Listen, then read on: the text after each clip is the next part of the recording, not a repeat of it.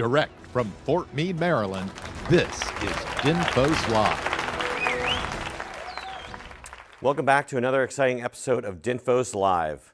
I'm your host, Major David J. Murphy, an instructor here at the Defense Information School, and also your host for this month's episode. Writing.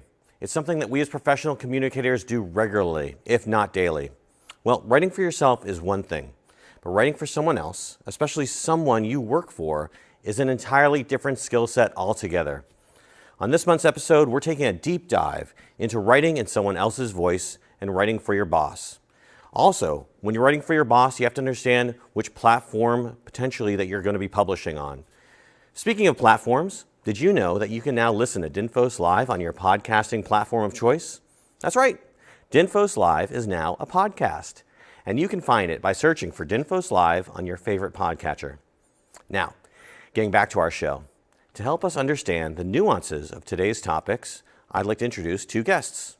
First, Commander Candice Tresch, Director of Public Affairs, U.S. 10th Fleet. Hello, Commander. Hi, how are you? Welcome. Thanks. I'd also like to welcome back, I'd also like to welcome Ms. Stephanie Hatcher, an instructor here at DINFOS. Ma'am, great to see you. How are you? Great. Please have a seat. Make yourself comfortable.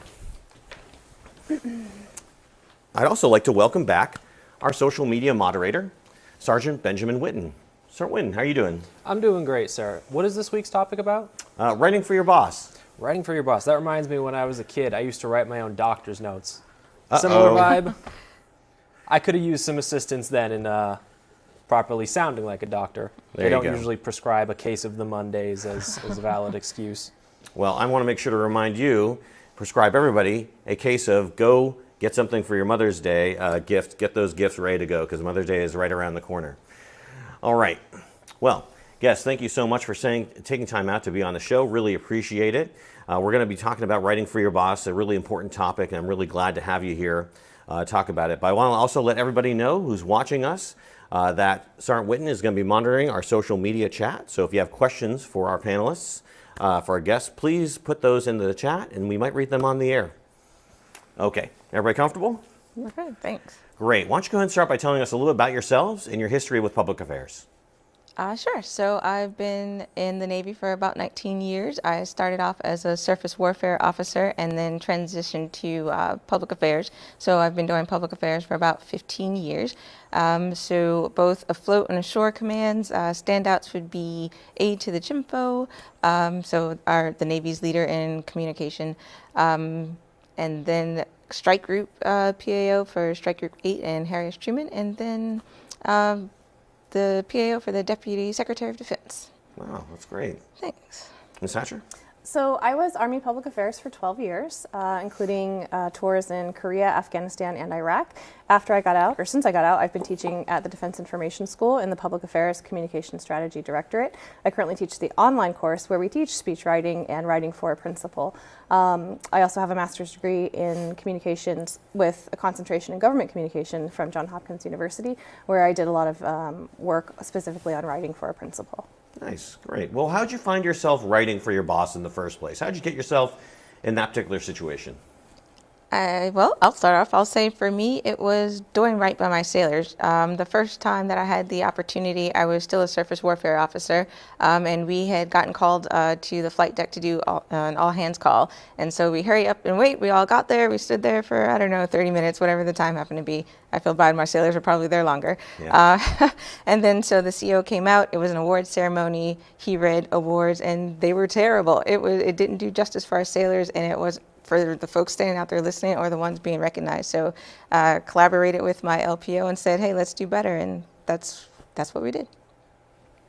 I got my start in Afghanistan in 2006. It was the Army's birthday celebration, and because I was public affairs, someone had the great idea that I should write and deliver a speech for the Army's birthday celebration. So I did, and I delivered it to the entire Combined Joint Task Force, and the next day I started getting calls from leadership around the task force asking for my help writing speeches. So that was how I kind of got pulled into it. That's great. Well, let's say you're the PAO or CSO for your office and your boss approaches you to write for them. What are the first things you need to take in consideration before actually doing that? Sure. Okay, so I'd offer three things. First, research, both your subject, also barriers to communication, whether it's environmentals, physical, or in the communication environment. The second thing would be impact. What is your boss trying to do? And then write toward that objective. And then the last thing would be the bridge. Figuring out what your audience wants to hear and what they're capable of delivering and what your boss wants to tell them, and then bridging the two so that it's worth everyone's time. Yeah, absolutely. Candice nailed the two most important things, which is your commander's desired end state or your principal's desired end state, and then the audience that you're going to be delivering it to, because different people are going to accept messages in a different way. You're going to reach them different ways. Another thing I would consider too is the platform that you're delivering it through. So is it going to be a speech in front of hundreds or thousands of people? Is it going to be a social media post, a live town hall? You really have to consider the platform and tweak your communication to that platform as well. Yeah, absolutely. And you mentioned some products your boss might ask you to write for them. Can you go over the pantheon of different products that your boss could ask you to write for them?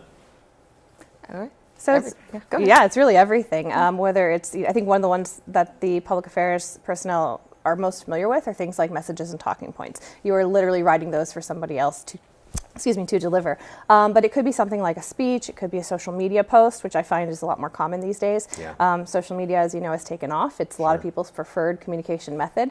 And a lot of older commanders maybe don't know the best ways to utilize those platforms to their full extent. So they lean on their PA advisors to help them write those messages and craft those responses. Yeah, I'd say that's exactly right. Maybe add in policy and testimony, and it's basically the gambit. Whatever the written word can be written on, you might be called to do it. Okay, great. What are some common pitfalls that a PAO or CSO should be on the watch for as they're actually taking on that task of writing for their boss and creating that content?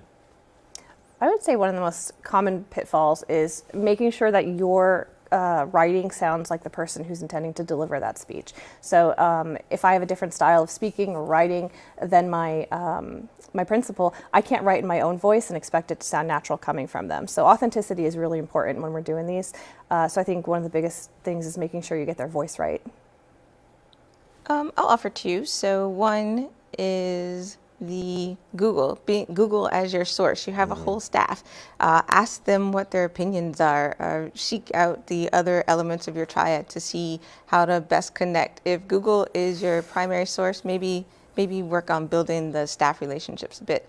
And then the second one is writing and meaning something. I used to be really great at writing things and it sounded good, right?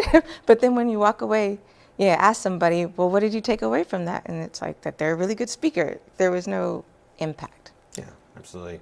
And obviously our topic is all about writing for your boss, but there might be other people within the command that you have to write for as well. Senior enlisted leaders, other lower level commanders, or just maybe someone from the office or someone who needs to speak in front of a group. What are some considerations that you take into care when you're writing for different groups like that? So the most important thing is the voice of the person that you're writing for. There are no hard and fast rules for like, this is the rules for writing for a senior enlisted advisor. This is the rules for writing for a commander. There are no hard and fast rules. It really depends on the person that you're going to be writing for. And a common misconception about speechwriters is that we're off in a room somewhere writing a speech all by ourselves and we just hand it to the principal and they go out and deliver it. It rarely happens like that. Most of the time it's a very collaborative process. So when you're writing for different people, it's important to spend time with those principals, figure out what makes them tick, what their motivations are, if they have any personal anecdotes from their life that they want to infuse in the speech, what is really going to get them excited about delivering this speech and also make it sound natural and normal to come from them. So really the biggest thing for me is spending that time with that principal and really understanding their motivation and their style. Yeah, I 100% agree with Stephanie. I would only add that risk tolerances are different, so take that into consideration. And it comes across in different ways. For some people it's jokes, for some people it's being edgy, so just make sure you nail that one before delivery day. Oh, absolutely. How do you get into the mindset of your principal, as you say, when you want to write in their speaking style? I mean, what if they want to go against sort of their normal natural voice? How do you manage that? Well, Candice mentioned before research, and so one of the things that you should be researching is previous engagements and communication from that person. In the military, you're likely to change commands every 2 to 3 years, so look at what your commander has written or said in the past, get to know their speaking style, their tone, their cadence, but also you really do have to be an advisor at this point as part of your job as a public affairs advisor, and advise the commander against trying to sound different or than they actually come across than they are, because then that gets to inauthentic sound. And like I said, to nail a speech that's written by someone else, it really has to sound authentic. I had a commander once who wanted to sound a little bit more academic than he actually was. And so he wanted us to use kind of bigger language and just different sentence structures. And we really advised him against it and said, sir, that's not how you talk. We really recommend that you just stick with this. And he wanted to go with the highfalutin speech. So he did, and it was completely awkward. It fell flat. He had a hard time nailing these words and these cadences where he didn't normally speak. And so after that, he came back and he said, okay, we're not going to do that again. I'll listen to you next time. Yeah. So. I would say, so I try to inject the commander in verbatim when I can from something that they've said at an update brief or something. They've gotten to where they are for a reason, and so usually they have jewels and pearls of wisdom. So I try to put that in earlier in the speech so they already feel comfortable. And if I've done my job, they walk away thinking, oh, I could have written that, but they still ask me for help next time. Right. How about jokes? Have you ever had a commander who wants you to write jokes and maybe you're not the funniest person in the world, or, you know, I think of myself as kind of funny, but I'm not a comedian, right? So, I mean, have you ever had to write jokes for a commander? I have not. I've had funny commanders before, or funny principals, and I always tell them, you write your jokes because you have the timing, I don't. It would be awkward coming from me. So. Yeah, definitely the way to go. Like Sun Tzu says, know thyself. There you go. What are the most common products that you find yourself writing, or that any PA or CSO would find themselves writing when they get to a command? What's the most common products? I feel like the most common one that we get asked to help with are speeches, because there's a lot more at stake, a lot more people are watching it. Yeah. But it can literally run the gamut from emails, memos, awards, narration for a ceremony, anything like that. Anytime the commander's going to be, or somebody's going to be speaking to an audience, we might get asked to contribute. Mm-hmm. Yeah. Absolutely agree, and I would just echo what we were saying before about writing to the platform. So for an email, for example, you probably want to get right to the point, because if someone opens it up and they see that brick of text, yes, it's over. Or when your boss is actually traveling and they have a BlackBerry, iPhone, or whatever it is, be cognizant of they have to scroll, and I kind of have like if they have to do that more than twice, you've lost. Absolutely. Yeah, that's a great point. So, of course, writing for your boss is a skill. And, of course, we all want to get better, right, at any skill. So what are some tools and resources that a PA or CSO could utilize to be a better writer for their boss? Sure. So I lean on past writers. Like so one of my go-tos for techniques is Nancy Duarte. She combines the debate of primacy and recency of where your audience is engaged in the beginning and in the end, and advocates for having them engaged throughout. So she kind of has a roller coaster model where she begins with what is and what can be, and there's a gap between the two, and she has the speaker, or she's seen that some of the famous speeches in history have gone between what is, what can be, what is, what can be, what is, what can be, and then you end on like a plateau of if we all work together, we can be at what can be. So that's for cadence. And then for how to make the idea sticky, then I go to the Heath brothers, and they have a short list of things that you can do. The two that I find most appealing are using concrete words. So words that evoke a picture in someone's head, and then storytelling. But storytelling, I don't mean write War and Peace. I mean tap into those common stories that people are familiar with, like an Aesop fable or David and Goliath, and just use that to help structure your story. Yeah, and go along with that to reach your audience. If you can tap into some shared narrative. So if I'm a military person speaking to a military audience, you can tap into that shared narrative and speak about things that your audience will understand. Versus speaking to a civilian audience, you maybe wouldn't want to rely a lot on war stories to connect with them, because it's not going to work. Yeah, I absolutely agree with Candice. Looking at previous speeches and famous speeches from history is really going to help you be a better writer. She mentioned that roller coaster. Martin Luther King's "I Have a Dream" speech is a famous, perfect example of that roller coaster, because he starts out with the promise that was made with the Emancipation Proclamation, and then he goes, but this is where we are today. Yeah. And here's the dream that I have of where we can be, but here's where we are today. So he really takes you on this roller coaster ride of hope and a little bit of sadness and fear that really empowers the audience at the end to feel like they want to go out and do something and make a difference. Absolutely. And speaking of resources, you've brought some resources to the show for us. Could you Sure. mind going over these? What tools are these? Sure. Actually, a few books that I actually keep in my office. So as I said before, the Heath brothers Made to Stick, and they'll just go through simplicity, unexpectedness, kind of like the top half a dozen things that will make the audience carry your message forward, or at least encourage them to. And then here, Nancy Duarte in her Illuminate book.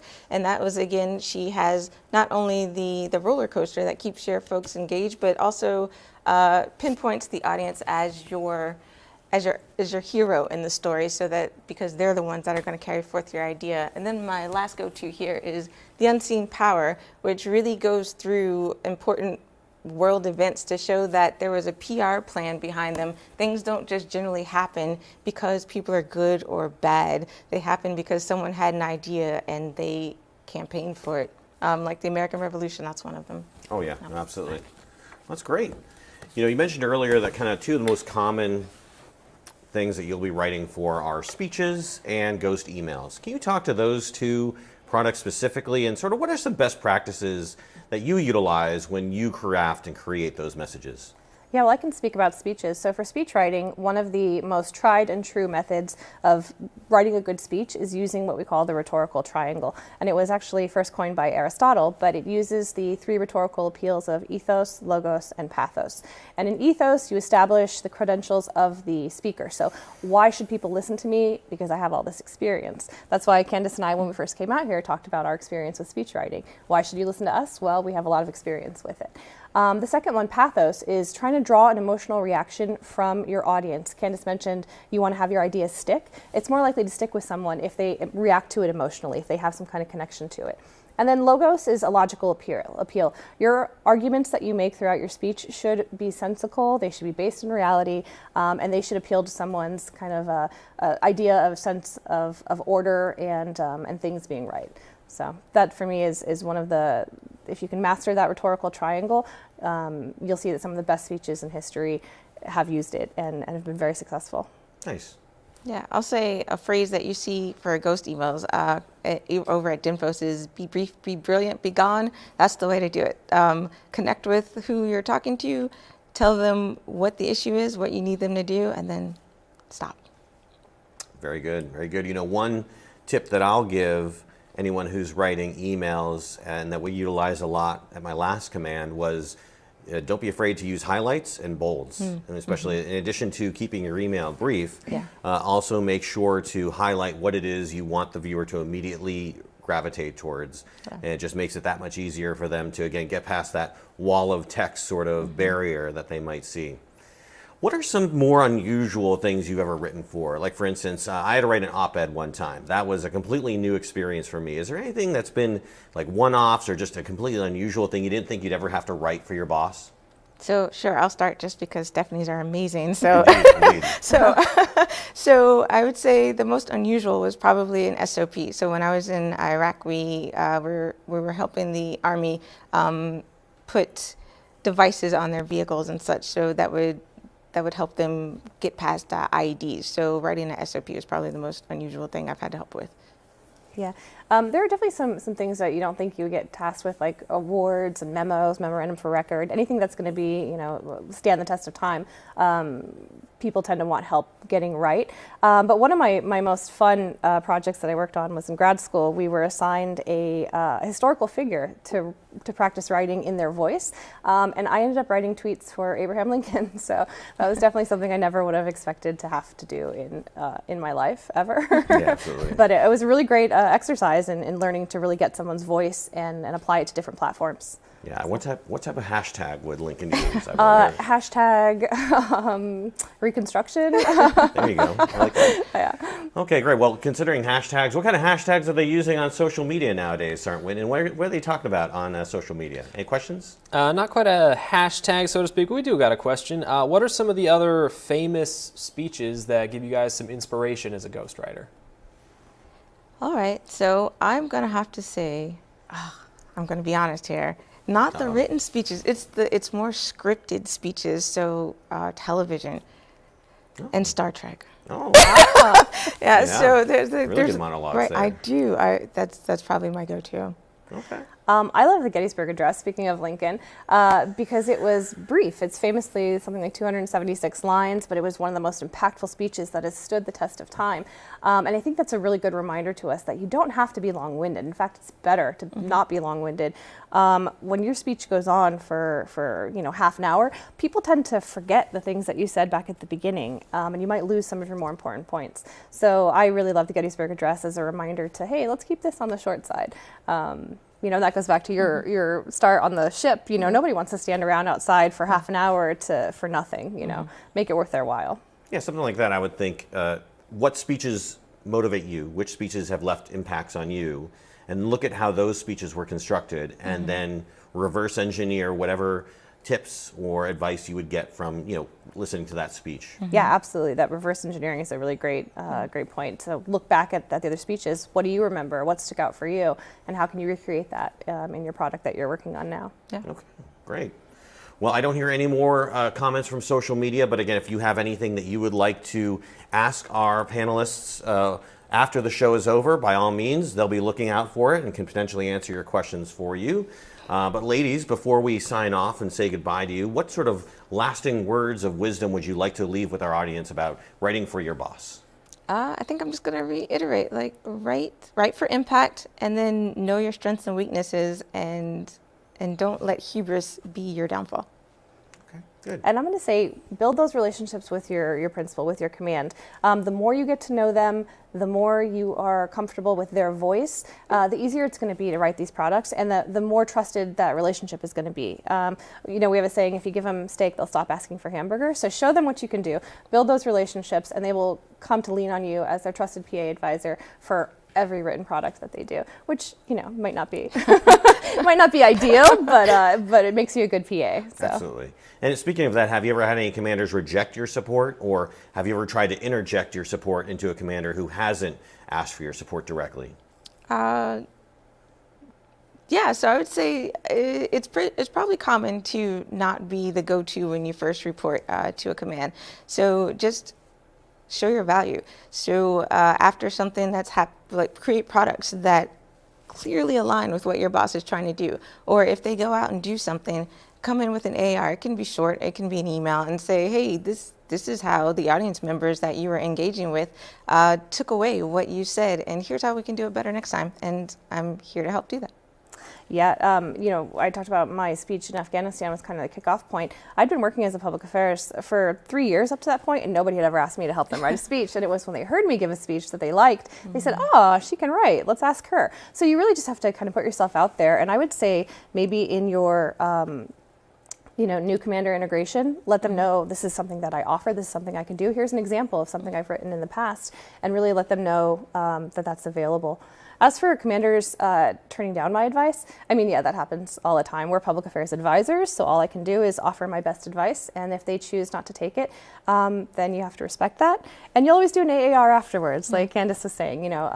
Do that after the event, after it happens. Talk about what went well, what could have gone better, and how you could have been the key to help it go better. And I love that Stephanie was saying we're advisors. It's true, but also, as you can hear just from her background, she's an advocate advisor. So she goes in with her research done, she makes a point, and then she tells the boss, this is what happens if you go with what we say. This is a potential of what happens if you don't. So then the boss can make that decision. Being an advisor is more than just saying, oh, I told him, and then off you go. So it takes a little bit. Advisor advocate's probably what I would say. Yeah. What I've found is I've usually always offered my skills and assistance to the commander, and either they take it, or they know how to write, and they know how they want to convey themselves. Some commanders I know of are very good at speaking off the cuff and speaking without basically just notes or bullet points, and they can talk for as long as they need to. And other commanders have said, I want you to write for me directly, which again, different commanders, different experiences, so that's great. And to be clear, sometimes it's not as, hey, I'm the commander, I have to give this speech, I need you to write it for me so I sound good. Sometimes it's literally just, I need to get this email out, and I have to go to this meeting, so can you please write something for me? Sure. And then I'll just sign off on it at the end. So it's not as always as dramatic as I gotta make them sound amazing. It's literally, I just have to get this done for them.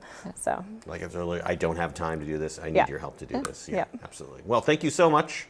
ladies, for taking time out of your busy schedules to come on our program today and talk about this very important topic. I think we pretty well established just how important this skill is. And I want to remind everyone that if you prefer to listen to your monthly dose of DINFOS Live versus watching us, which I don't know why anyone wouldn't want to watch us, No way. Who wouldn't? you can now subscribe to the show as a podcast. Just search DINFOS Live on your podcast platform of choice. You can also find direct links to each platform that we host the podcast on in our show notes. Well, thank you all for joining us for this discussion. Hopefully you learned a thing or two that will make you a better communicator and a better resource for your boss. I know I did. Next month, we'll be talking about disaster preparedness and emergency management, an especially relevant topic as we enter hurricane season. So join us on May 25th to learn about how you can be better prepared to communicate during emergencies, disasters, and crises. Till next month, everybody.